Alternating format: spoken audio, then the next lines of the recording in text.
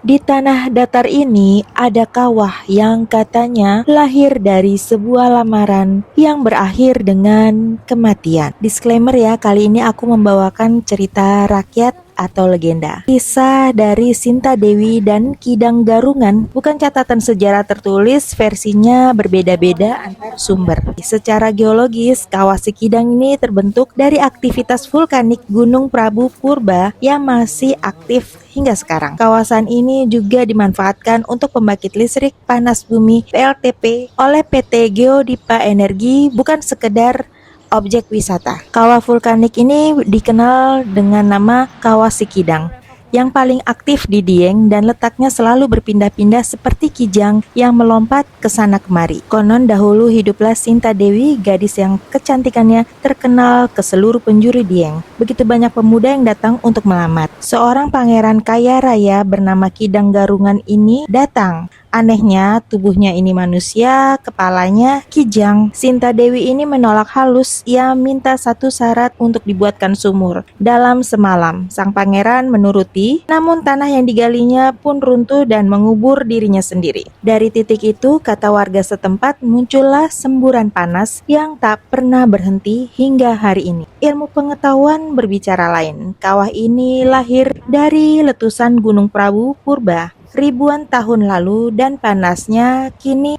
bahkan menyalakan listrik. Itu tadi cerita legendaris dari rakyat. Salah satu tempat wisata di Dieng yang bisa direkomendasiin untuk kamu kunjungi. Namun ada satu kritik yang bisa aku suarakan ke pengelola Kawah Sikidang ini. Pintu menuju keluar itu terlalu panjang, cukup melelahkan.